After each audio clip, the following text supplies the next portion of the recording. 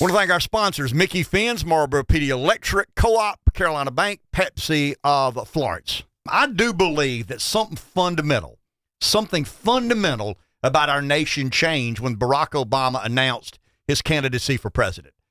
I think the media had, and maybe the nation in general had, this guilty complex. We fought a civil war over slavery. We had an Emancipation Proclamation. We still struggle with race relations in America. We're a very diverse and complicated country. And, maybe you could justify it to some degree, Reb, but when Barack Obama became there was an eventual coronation we thought that was going to take place with Hillary Clinton in 2008, and because it was kind of her turn. And Obama shows up as somewhat of a political rock star. And, he woos, and, he's Springsteen and McCartney put together. I'll be fair to your guy and my guy. He's a showman. He's a great orator. He's a transformative political figure. He's Ivy League educated. He's lived abroad. He's done all these things. He's cosmopolitan. He's eclectic. He's woke. He's politically correct. And he's an African American. And the media decided to kind of just say, okay, in the name of doing the right thing, we're not going to vet this guy. We're not going to treat him as we've treated other presidential candidates.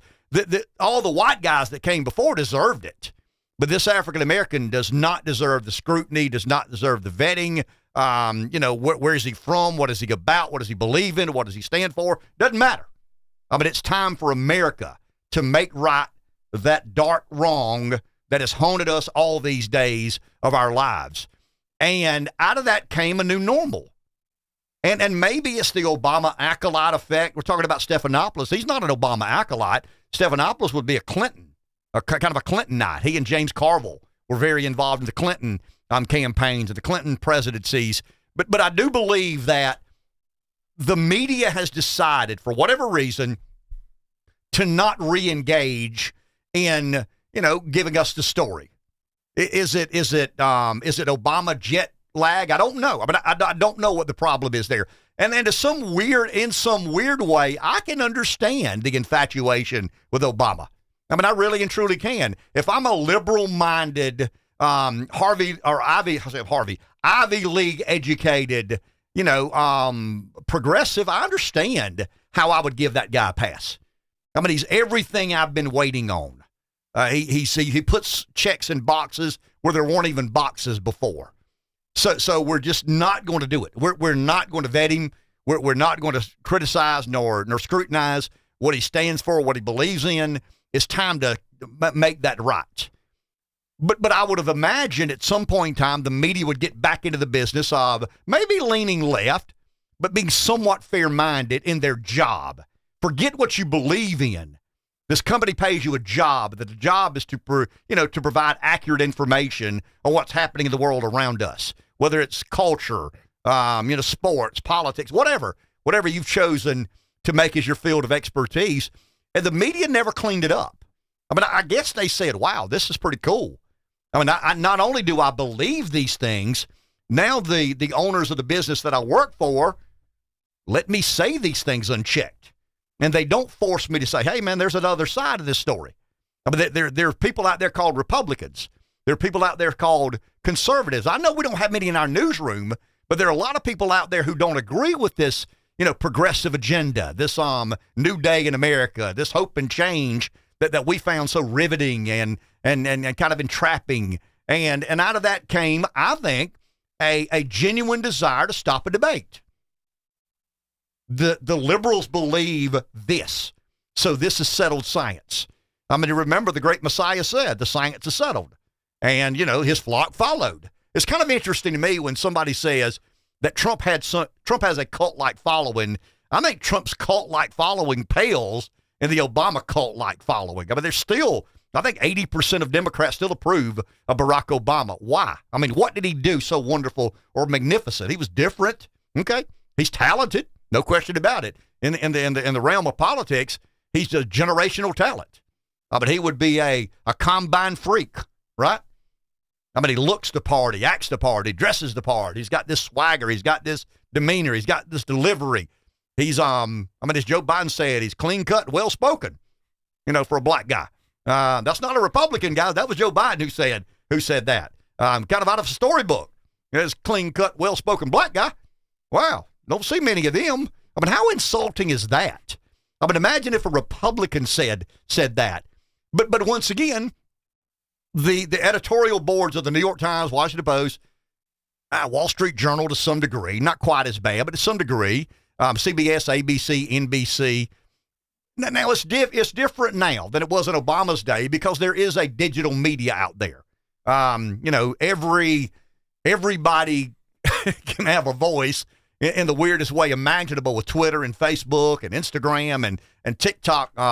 What is it? Every ass crack in America could be a journalist if you've got, a blue check mark or a Facebook page. And, some people take that seriously and some people don't. But I do believe that the revelation that we're dealing with today, and maybe this is what has led to this revolutionary moment in American history.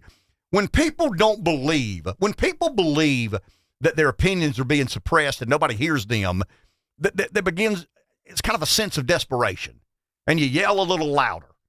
And you still feel like you're being censored or suppressed, and your side of the argument is not given the due you think it deserves. And I'm not afraid of a debate. But the next thing you know, if you don't have a debate, and you just kind of and the media does not do its job, and it allows these things to stand unchallenged, the next thing you know, you've got a Supreme Court justice standing in front of an affirming committee, kind of vetting her qualifications as to whether she should be on the U.S. Supreme Court, and you get a silly question like, can you define a woman? And you get a silly answer, I'm not a biologist. I'm not a doctor. Imagine that. That's what happened. That to me, that's the rest and residue of not allowing a debate. When the media shuts down debate, when the media says this is the only side we'll cover, this is the only accounting of this measure or this policy, this legislation, we're not going to talk about anything other than the dangers of overturning Roe v. Wade, and a woman's right to reproduction, and all these other sorts of things, and some of these issues don't deserve a serious debate. A lot do, and I think of the vaccine. I can remember people early on said, man, I don't know about this vaccine. It sure happened mighty fast. Could there be potential side effects? Have we done all the due diligence necessary to make sure we're injecting experimental medicine in the arms of American citizens? And shut up. And the next thing you know, shut up wasn't good enough. Let's order children be vaccinated. Yeah. Before they can go back to elementary school or middle school or high school, let's argue these kids. The kids were not at threat. They're not at risk. But in the name of whatever, maybe control, maybe censorship, maybe money. Money's the answer. Now, what's the question? Is the prophecy I normally follow, but maybe it was control. But we had a situation in America about experimental medicine, and we weren't allowed to debate it. If you had an alternative opinion, if you had an objectionable opinion, like RFK Jr. Imagine, a Democrat candidate for president arguing kind of a conspiracy theory that there were a lot of things we needed to know we didn't know and weren't allowed to find out. And that's because the media said to those of us who had counter opinions to the meritocracy or the elites or the educated ruling class, the credentialed class. We've talked a lot about that with David Brooks's story today. And it's not just the vaccine, it's Ukraine. Imagine a world in which the American citizens want to know where their taxpayer dollars are going. What are we doing in Ukraine? What exactly are, I know we don't have boots on the ground. I accept that. But we're sending millions, hundreds of millions of dollars, and somebody in Congress asked for a bill that says, I'd like to see an accounting. How is that not a media story? How does the New York Times, Washington Post, Wall Street Journal, the nightly news, how are they not saying, hey, this Republican member of Congress asked for some sort of accounting of where taxpayer dollars, but Congress voted it down.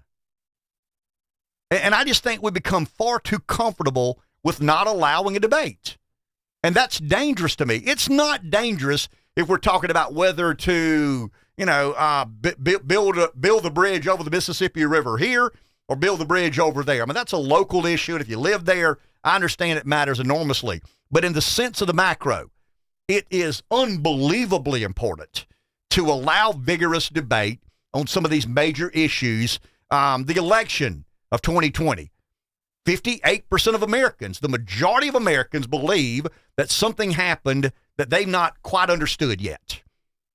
I've tried to use some of the algorithms. Josh and I were talking about, causation and estimation and correlation. I mean, that's statistics and mathematics, and it gets out there a little bit. Seinfeld watchers go, man, I don't know. I mean, I just know, Joe Biden won in the middle of the night. They stopped counting. They know some of these stories, but why didn't we force a debate on that? Why did the mainstream media not allow Hunter Biden's laptop? I mean, we know, and this is probably what troubles me most. Twitter has every right to suppress a story. I don't think it's in the country's best interest.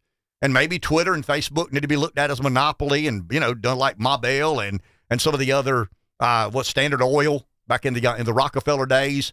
I'm not a big government defender, but maybe the government does need to, at times, break up some of these monopolies. But my concern has always been, and I think the Hunter Biden laptop story is kind of an interesting story because it happens prior to the election. It's obvious who the media wanted to win. I mean, they're basically the propaganda arm for Joe Biden. Biden's not campaigning. We know that. The media's kind of carrying his water. They're finding every misstep that Trump makes, and he made some, no question about it. But out of that comes in the days leading up to the eventual election, there's this laptop. And is it authentic or not? Don't know. Let's find out. I mean, let's have a debate. Let's let journalists do their work. But there was no interest in journalists doing their work. That's alarming. That's concerning. That's not good for the country and democracy. But here's what's more concerning and alarming. The DOJ, or the FBI under the control of the DOJ, went to Twitter. I mean, it would be alarming enough if Twitter come to the FBI and said, hey, man, we've got this story about Hunter Biden's laptop. This thing could have an impact on the election. What do you think we should do? I mean, that would be alarming enough for a for-profit company to come to the government agency and say, hey, this could help Trump hurt Biden. That's not the way it went down. I mean, we've got evidence now that clearly shows the FBI went to Twitter in the name of the federal government and said, hey, you guys have these content moderators, right? Yeah. What do they do exactly? Well, I mean, they amplify, they suppress, they censor, they decide what's legitimate content, what's not, what the public deserve to see, what's not. Now, once again, I think all that's bad, but I'm kind of a free speech absolutist. I mean, I'm not so damn sure you shouldn't be able to yell fire at a crowded theater. I say that a bit sarcastically, but that I would bump into that. I mean, it would be free speech anarchy as far as I'm concerned.